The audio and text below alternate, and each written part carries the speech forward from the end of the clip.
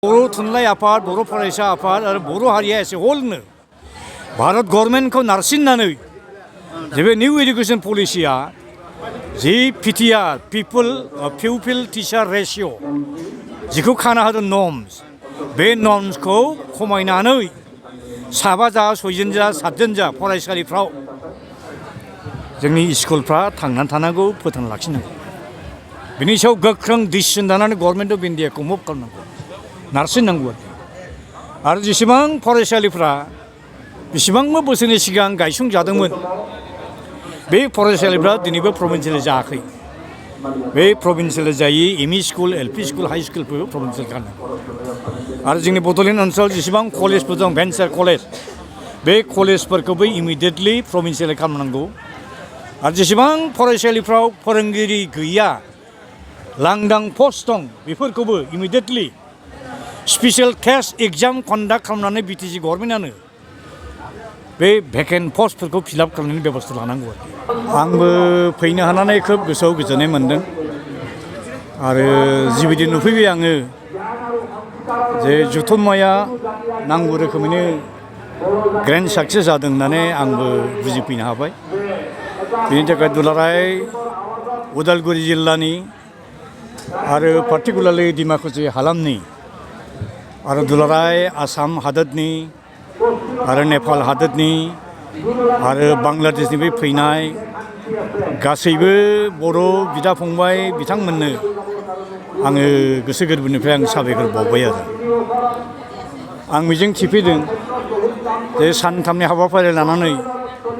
बेयाव बड' थुनलाइ आफादनि जि 64थि बोसोरसालि जथुम्माखौ खुंनाय जाफैदों। बे जथुम्मायाव जालांनाय डेलिगेट मिटिंसफ्राव बर' राव, बर' हारिमु, बर' हारि आरो बर' बिजोंनि सोलोंथाइनि जेसेबां जेंना जेंगोनाफोर दंमोन, बेफोरनि सायाव निस्सय गोथौयै सावरायलायदों। गोख्रों माखासे निस्सय थांखि आजावदों आरो बे थांखिफोरखौ खामानियाव मावफुंनो हाथों, बेनि थाखाय इसोरनि खाथियाव आर'ज गाबबाय आरो मावफुंनाय जाथों, मावफुंनो हाथों होननानै आङो बर' थुनलाइ आफादनि दैदेनगिरि बिथांमोनखौ आं खावलायबाय। दिनै आङो बर' बिजों आरो बर' रावनि जे खैफोद खैदां बेखौ आं जेरै नुदों, बेखौ आं फंनैसो नोंथांमोननि चेनेलनि गेजेरजों जोंनि बर' फिसाफोरनो आं फोरमायनो लुबैदों। आथिखालाव आंनि नुनायाव बर' बिजों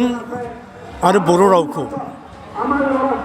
जोंथ' बर' हारिया थैथां बेसेबांबा जुग जुजिबोबाय, जुजियै दिनै बेसेबांबा गोजौ थाखोआवबो जों लाबोनो हाबाय। बर' रावा भारत संबिजितनि 80 सिडुलावबो 2003आव स्टेटास एबा मर्यादा मोनबाय। 1963निफ्राय जागायनानै बर' रावा सोलोंथाइनि बिजों महरै दिनै बेसेबां गोजौ दावखोबाय। इउनिभार्सिटि लेभेलाव मास्टार डिग्री कर्ससिम इन्ट्रडिउस जाबाय। बर' रावखौ लानानै गोबां गोरों गोराफ्रा थेसिस लिरबाय, रिसार्च खालामबाय, PhD मोनबाय आरो बर' रावा दिनै आसाम रायजोनि एस'सिएट स्टेट अफिसियेल लेंगुवेज जाबाय। नाथाय बे रावखौ फोथैनो थाखाय, सिथारनो थाखाय गोबां गिथाव बाथाव खैसार सानायाबो दिनै जोबनो थाङाखै। दिनै मा जानो थांगासिनो दं, गुदि फरायसालिफ्राव आरो गेजेर फरायसालिफ्राव, इभेन हाइ स्कुल फरायसालिफ्राव बर' मिडियामनि फरायसुला फरायसुलिफोरनि अनजिमाया खमायलांबाय, बाङाय जालांबाय। बिनि प्रिटेक्सआव अजुहाताव मा खालामगासिनो दं गभर्नमेन्टआ, मोनसे गामिनि फरायसालिखौ गुबुन गामिनि फरायसालिफोरजों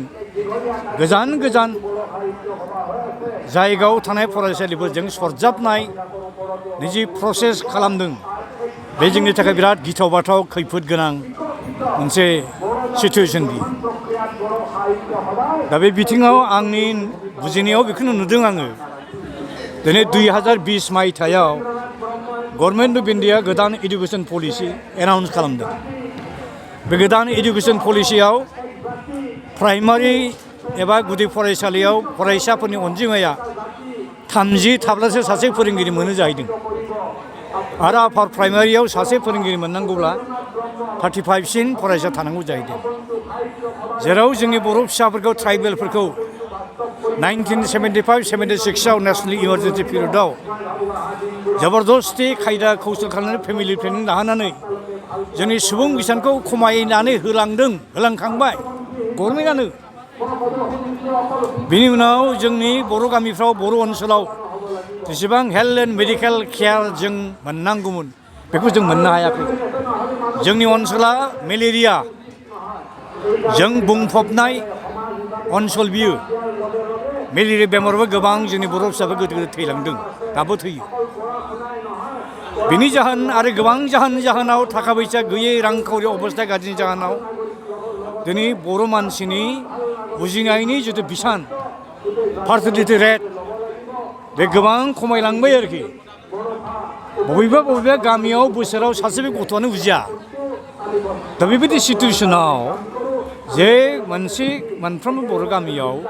30 जन 40 जन 50 जन गुदि फरायसालियाव फरायनो हाथावथाव गथ' थानांगौनि खोथा बोरै जानो हायो बेखायनो जोंनि बर' थुनलाइ आफाद बर' फरायसा आफाद आरो बर' हारिया एसे हलनो भारत गभर्नमेन्टखौ नारसिननानै जे बे निउ एडुकेसन पलिसिया जि पिटिआर पिउपिल टिचार रेशिय' जिखौ खाना होदों नर्म्स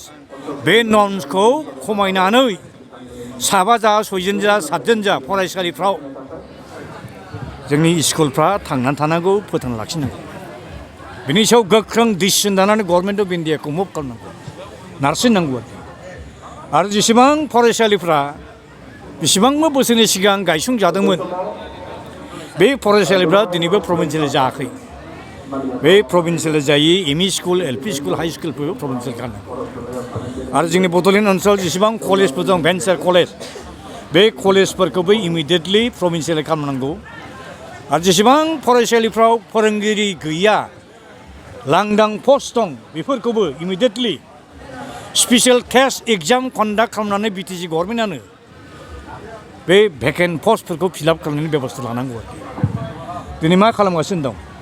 टेस्ट आनजादखौलायनो आसाम गभर्नमेन्टआ लानो हायो माबोरै जाखो बियो भाइटेल कुइसन जेराव बिटिसि गभर्नमेन्टनो कलेज लेभेलसिम जेनेरेल इडुकेसननि साबजेक्टखौ डिपार्टमेन्टखौ ट्रेन्सफार खालामखाबायब्ला अब्ला आप टु कलेज लेभेलसिम फोरोंगिरिफोरनि सेलेक्शननि जिथु टेस्ट इन्टारभिउ बेखौ लानो हानायनि अधिकारा बिटिसि गभर्नमेन्टआव दङ थानांगौ बेनिखायनो बिटिसि एडमिनिस्ट्रेसन गभर्नमेन्टआ दा बावैनो कलेज लेभेलसिमनि फोरोंगिरि